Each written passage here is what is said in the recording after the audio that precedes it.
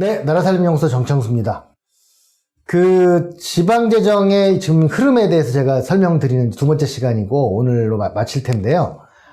우리나라의 경제는 좀 몇 번의 굴곡이 있었습니다. 그렇죠? 그래서 2000년 되기 전에, 그러니까 우리나라가 왜 김영삼 정부 때 $10,000까지 올라가거든요. 근데 이제 IMF 외환위기를 맞게 되죠. 참고로 IMF 외환위기를 맞았을 때 우리나라가 빚이 엄청 많아갖고 외환위기를 맞았다고 착각하시는 분들이 많은데요. 잘못된 지식입니다. IMF 외환위기 때 우리나라는 빚이 전체 GDP의 10%밖에 안 됐습니다.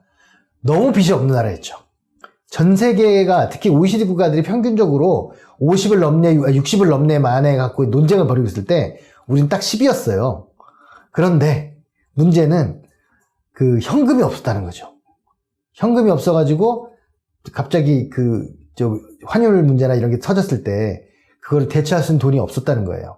그래서 일종의 흑자부도, 그러니까 유동성 위기여가지고 할 수 없이 IMF에서 돈을 빌렸는데 그 돈이 겨우 100억 달러, 200억 달러밖에 안 됐습니다. 그러니까 어떻게 보면 지금 또 들어보면 10조 10조인데 크지 않았던 거죠. 그때 우리 경제 한번 곤두박질 쳐가지고 다시 아래로 내려갔다가 김대중 정부 내에 $10,000에서 회복을 하고요. 그리고 이제 참여정부 때, 노무현 정부 때 $20,000를 거의 이제 달성에 가깝게 하고, 이렇게 이명박 정부 때 $20,000를 좀 훨씬 넘다가 다시 금융위기 때 또 $20,000 아래까지 내려가다가 다시 이제 회복을 해가지고, 이제 박근혜 정부 말기, 문재인 정부 초기쯤에 3만 불을 이제 달성을 하게 됩니다. 그런 이제 굴곡이 있었습니다. 근데 이제 그런 와중에, 그러다 보니까 IMF 극복하고 2000년도쯤에 이제 지방재정을 많이 확충시켜주고 막 그랬는데요. 그래서 이제 노무현 정부 때 가장 큰 차이가 지방교부세 법정률이 19%까지 올라가고, 그리고 지방교육재정도, 교육재정 교부금도 19.24로 2005년에 올립니다. 그래서 2005년, 2006년에 노무현 정부 때 많은 부분이 이제 개정이 되고요. 그리고 이제 또 하나의 특징이 뭐였냐면, 이 분권을 중요하게 여기던 정부라서 2007년에 지방교부세법을 약간 개정을 해갖고 제주도에다가는 무조건 보통교부세 총액의 3%를 준다라고 하는 특례를 신설한 거예요. 제주도 인구가 얼마입니까? 우리나라 인구의 지금 한 1.2% 정도 되거든요. 근데 무조건 3%를 주는 거예요. 그러니까 제주도가 재정적으로 굉장히 좀 풍족할 수 있게, 풍족이라고 하면 또 그분들은 싫어하실 수 있는데 다른 데보다 좀 상대적으로 여유 있게 될 수 있는 여지가 있는 거예요. 그래서 일단 제주도라고 하는 곳에 특례를 준 거였고 그것이 흐름이 지금까지 와서 제주도는 특히 국세가 증가하면 지방교부세가 증가하고 그러다 보니까 이 제주도에서 받는 특별 지방교부세도 증가하게 되는 그런 상황을 보이고 있습니다. 예를 들면 이런 거죠. 아마 올해 지방교부세가 당초에 55조고 요번에 추가가 늘어나까지 하면 6, 7조 정도, 거의 70조 다 된다고 본다면 2조 정도가 그냥 교부세로 가는 거예요. 굉장히 큰 돈이죠. 60만 인구에서 2조 정도 가는 거거든요. 그러면 지금 웬만한 도시 이상이 됩니다. 2조는 웬만한 도보다도 많죠. 여기 강원도라든가 여기 경상도 정도. 그러고요. 그런 상태에서 이명박 정부를 맞이했습니다. 이명박 정부 때부터는 조금 더 디테일한 개혁들이 있어요. 그래서 첫 번째, 2010년에 지방소득세가 신설됩니다. 그러니까 소득세가 있잖아요. 국세로서 소득세. 그런데 지방소득세를 만들어갖고 종전에 주민세나 사업소세를 했던 것을 가지고 지방소득세라고 해갖고 이제 해서 그곳에서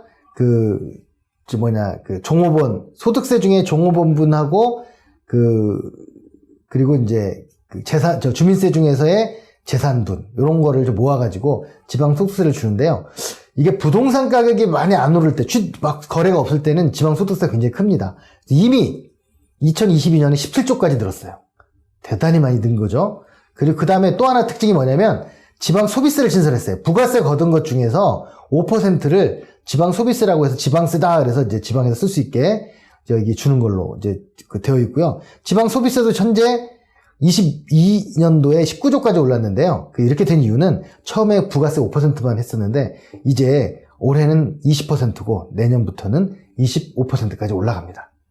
그 다음에 또 하나가 지방교육지원교부금을 19%에서 20.27까지 올리는 걸로. 그래서 이명박 정부에서도 그 여하튼 굉장히 많은 지방재정 확충의 어떤 그 변화가 있었고요.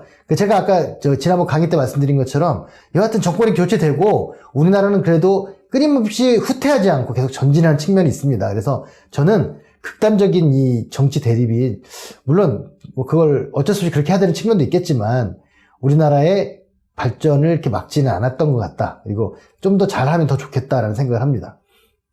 자, 그 다음에 2013년부터는 아예 지방소득세를 독립세화해야 돼가지고 세율을 광역이 결정하게 하고요. 2014년에는 그 지방소비세 이양률 아까 5%였던 걸 11로 인상을 합니다. 그래서 이게 이제 그 박근혜 정부 때 이렇게 좀 개편을 하게 됩니다. 그래도 저는 이제 이명박 박근혜 정부 때 그 조금 더 이렇게 우리가 생각지도 못했던 조금 더 발전된 걸 했던 이유는 그때 교수 출신의 전문가들이 많이 그 정부에 들어가서 했어요. 그리고 대통령이 자기가 모르면 그 사람들한테 맡기기라도 했습니다. 그래서 그런 것들이 좀 그래도 긍정적인 영향을 끼치지 않았을까 뭐 그런 생각을 합니다. 그러던 것이 이제 2015년으로 가면 소방안전 교부세라는 걸 만들어요. 이거 뭐냐면 우리가 소방관을 소방관들은 다 광역 공무원이거든요. 서울시 소방관은 서울시 소속이에요. 구청 소방관은 없습니다. 경기도에 가도 경기도에 뭐 안산시 소방관은 없어요. 경기도 소방관이거든요. 근데 그 돈을 지방에서 다 맡아서 써야 되는데 문제는 돈이 부족하다고 문제한 거죠. 그리고 거기다 공무원들이 소방관들이 지방자치단체를 이제 좀 뭐랄까 불신하는 여기에 복합적인 문제가 있어가지고 국가직으로 계속 요구를 하고 뭐 이러면서 이게 이제 되면서 최소한 그러면 소방 예산에 대해서는 또 지원을 하자. 그래서 소방안전교부세를 만들었습니다. 그래서 이거를 세율, 그러니까 그 돈은 어디서 나오냐면 담배 개별 소비세 총액에 처음에 20을 했다가 지금 45로 인상했어요. 그래서 아까 교육세도 담배 개별 소비세에서 나간다고 했잖아요. 그러다 보니까 이제 이 담배에서 나온 돈을 소방관하고 교육청이 가져가는 지금 그런 모습을 보이고 있습니다. 그래서 담배가가 4,500원이면 출고가가 1,182원이에요. 담배값이 예를 들면 그러니까 실제 담배값은 1,100원인 거예요. 근데 담배 소비세가 1,000원이에요. 1,007원. 그리고 개별 소비세가 597원이거든요. 그래서 굉장히 그 세금이 많은 게 담배입니다. 그래서 그렇게 해서 이 소방 예산의 상당 부분 이걸로 해결을 하고 있습니다. 그러고 난 다음에 2017년에 그 뭐가 있었냐면 그 우리 누리과정이라고 그 박근혜 정부 때 그 5세와 이상까지는 무상으로 교육을 시키겠다라고 해서 유치원하고 어린이집에 있는 친구들인데 특히 유치원에 있는 친구들을 지원할 돈이 부족하다 교육청에서 얘기를 하고 이때는 교육청이 조금 빚도 많이 지고 그랬거든요. 그래서 유아 교육 지원 특별회계를 만들어 가지고 2022년까지 연장을 했고 아마 올해 또 연장되지 않을까 싶은 생각이 드는데 그 돈이 교육세의 일부와 국고 어린이집 누리과정에 그 돈을 쓰는 것으로 되어 있고 재원은 내국세의 그 22.27 그러니까 교육지원 교부금의 일부하고 교육세 일부를 떼어서 그 지금 따로 특별회계를 만들었습니다.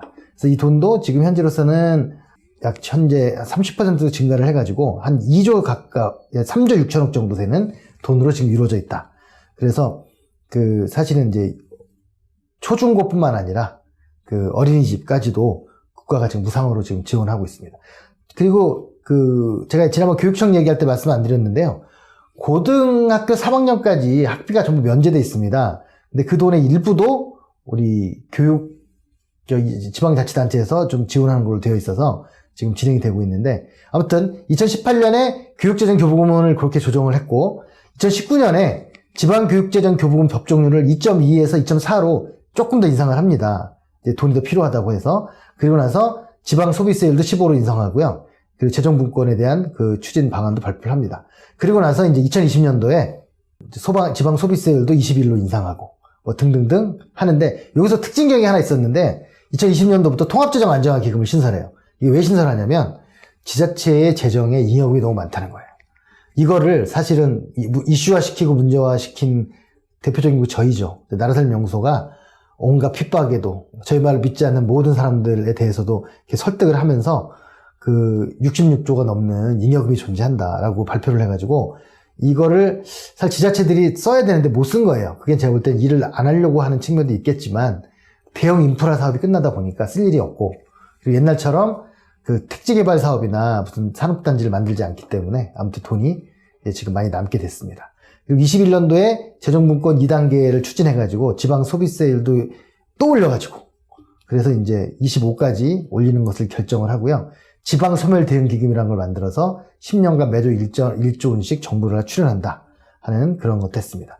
그리고 22년도 올해죠. 올해 재정분권 추진 2단계를 시행을 해서 지방 소비세율 인상을 하고 소멸 대응 기금에 지자체별 배분 금액을 정해서 올해 지난달에 발표를 했죠.